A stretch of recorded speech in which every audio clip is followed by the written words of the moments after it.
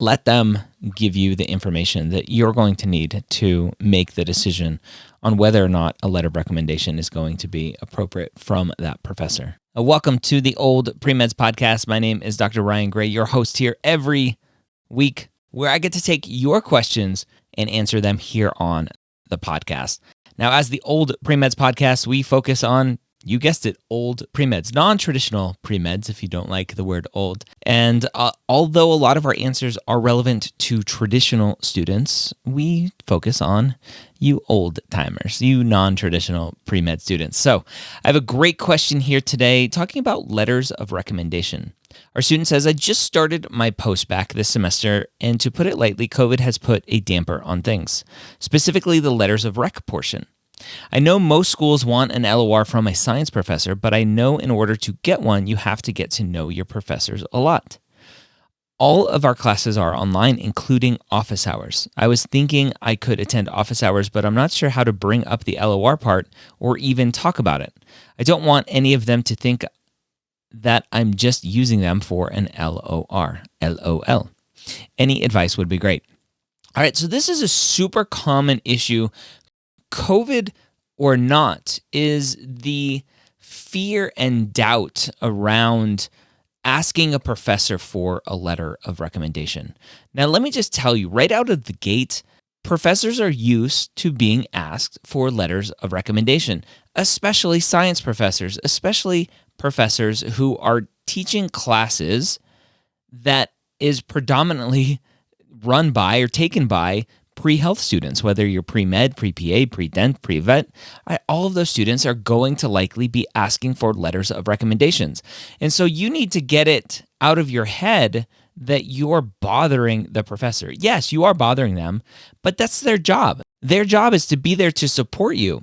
And part of that support is being there to answer your questions in office hours. And part of that support is to write a letter of recommendation for you. Now, it's still up to them to decide if they want to write a letter of recommendation for you, if they know enough about you, if you've connected enough with them. And the first step is on you. You need to show up to office hours. You need to show up as much as you can, everywhere that you can, to make it known to this person that you are there and who you are.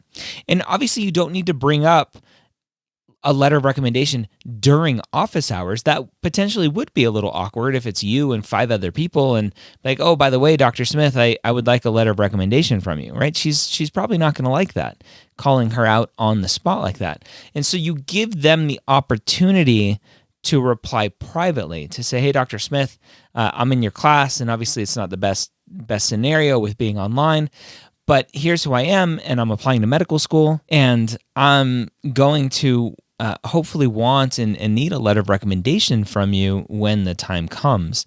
I'd love to know from you what the process generally is like. Here's what you can expect from me. You can expect me to show up at every class. You can expect me to show up during office hours, not because I'm supposed to for a letter of recommendation, but because I really want to engage and learn as much as possible during this time.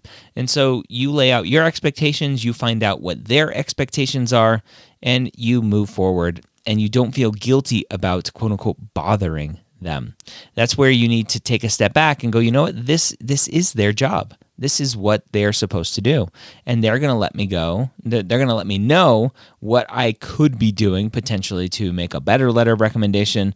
They can let me know that, look, they just don't have time to write letters of recommendations because everyone right now is cramped for time.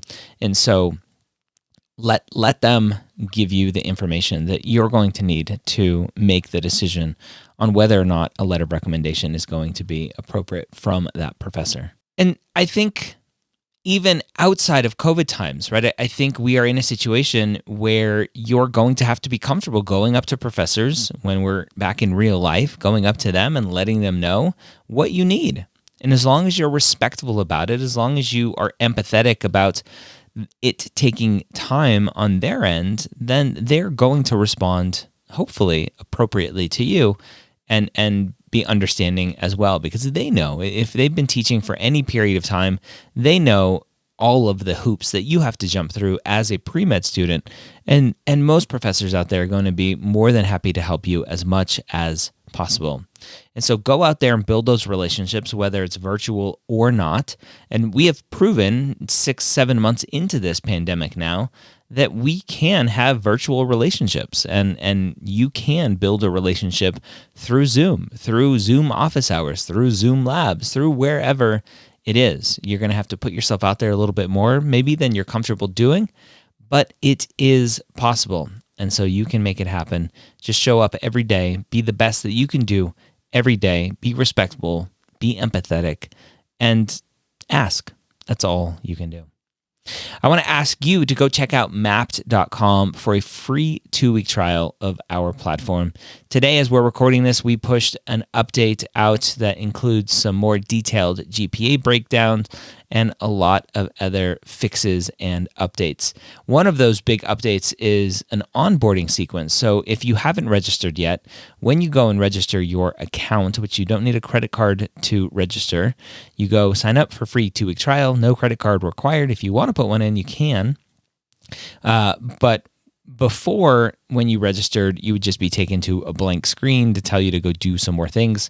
Now, when you go through it, you're taken through an onboarding wizard that will ask you some questions, try to get some information from you to hopefully make your process a little bit better, starting to learn how to use Mappd. So we have a long way to go. We've been having some in-depth conversations with our development team about next steps and next things we're building. We're planning on a huge algorithm kind of feedback process that we as a Mappd admin can create all of the feedback algorithms to give you the information that you need to help you make the best decisions. That is going to take a little bit longer than we wanted or hoped for, but that's being built. We are going to start working on the advisor side of things as well. So advisors will have access to Mappd and they can start seeing their students inside of Mappd, and just so many other amazing features yet to come. So go check it out, mappd.com, mappd.com. Hope you have a great week. We'll see you next time here on the Old Premeds podcast.